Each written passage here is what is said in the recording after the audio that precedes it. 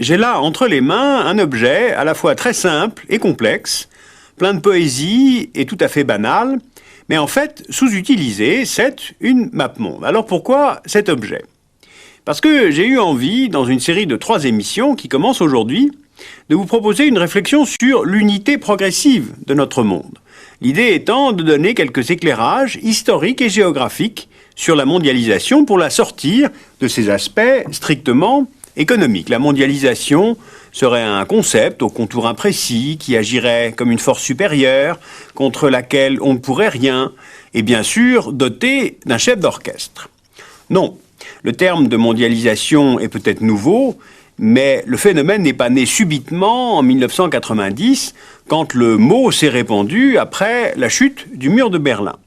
La mondialisation est née d'une accumulation de facteurs dans l'histoire, et ce sont ces facteurs que je voudrais reprendre aujourd'hui. Donc, quelques grandes étapes, en apparence très simples, mais qu'il était intéressant de remettre en ordre. Pour se mondialiser, il fallait que le monde constitue un espace géographique fini, comme une île, d'où cette map-monde.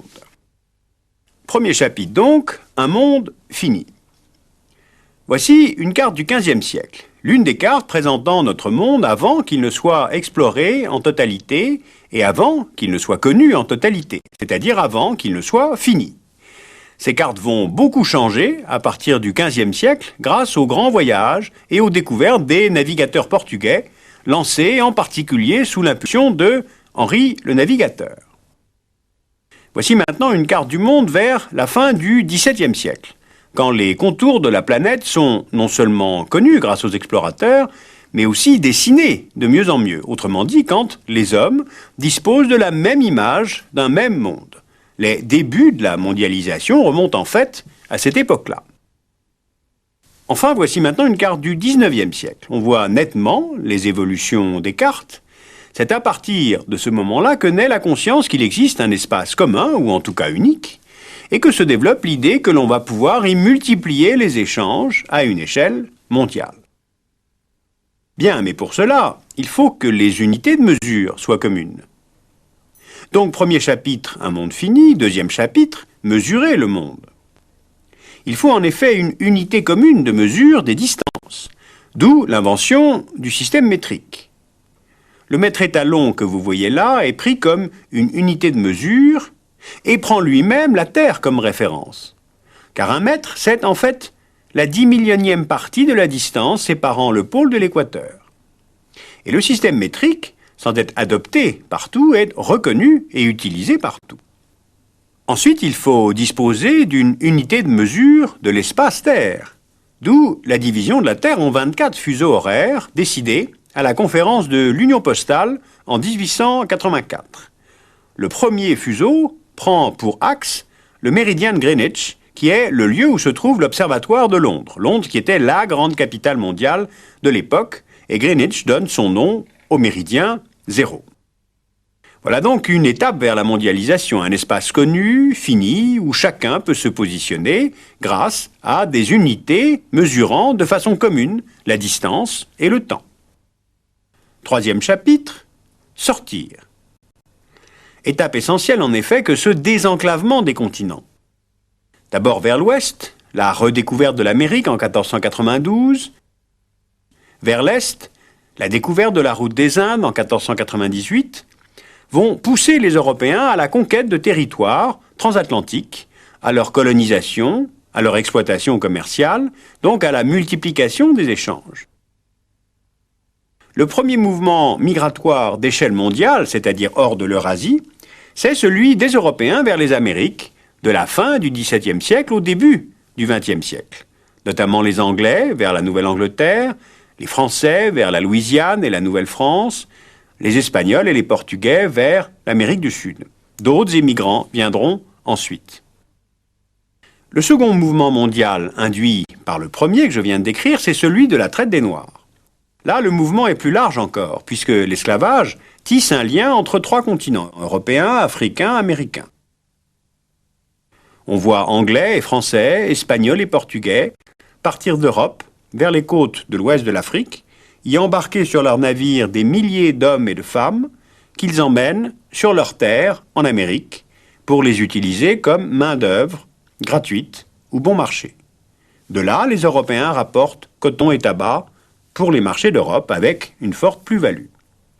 C'est ce mouvement en forme de triangle qui va former notre troisième étape conduisant vers un seul monde, car cela entraîne un changement de la répartition des hommes à l'échelle planétaire.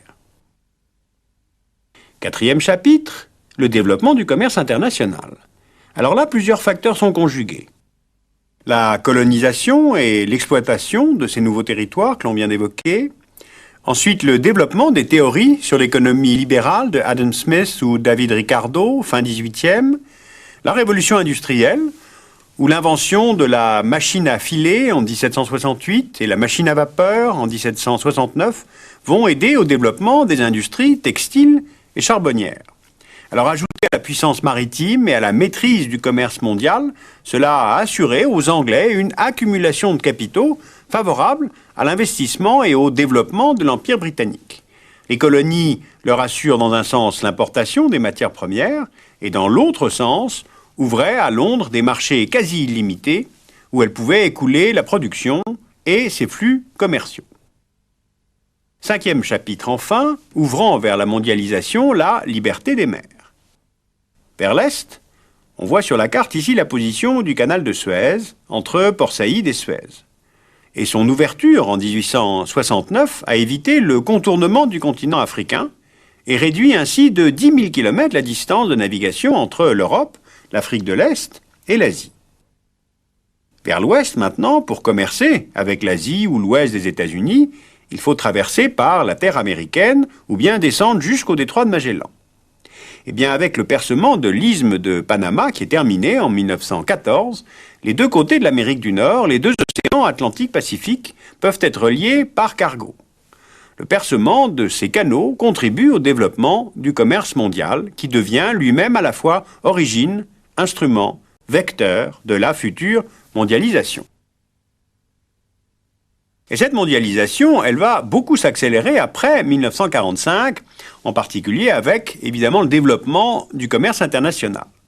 Alors, 3 notes en complément avant de conclure. D'abord, c'est seulement après 1945 que la communauté internationale va se doter d'un instrument de contrôle du commerce, surtout d'expansion du commerce, le GATT, qui sera remplacé en 1993 par l'OMC, c'est-à-dire l'Organisation mondiale du commerce. Ensuite, le développement des firmes multinationales se fait surtout une quinzaine d'années après, c'est-à-dire vers les années 60. Et puis enfin, l'économie de marché trouve sa pleine diffusion, sa pleine place dans le monde, avec l'écroulement des économies planifiées lors de la mort du système communiste en 89-91. Ne reste plus aujourd'hui qu'un spécimen, heureusement très malade, la Corée du Nord, et pour quelque temps peut-être encore Cuba. Donc aujourd'hui, nous avons vu les origines. Un monde fini et connu, identiquement mesuré par tous, de grandes migrations intercontinentales, et puis naviguer, voler, surtout pour commercer. Après les origines, la semaine prochaine, je vais vous raconter les instruments de la mondialisation, puis la 3e semaine, ce que j'appelle les dérapages, les dérives de la mondialisation. Vous voyez, à la fois cause et conséquence, tout cela a peu à peu permis qu'aujourd'hui le monde entier soit un espace d'échange, comme le furent en leur temps et encore aujourd'hui les villages, les régions ou les pays où nous vivons. C'est-à-dire qu'à nos marchés locaux, régionaux, nationaux que nous connaissons tous, c'est donc ajouté maintenant un marché mondial.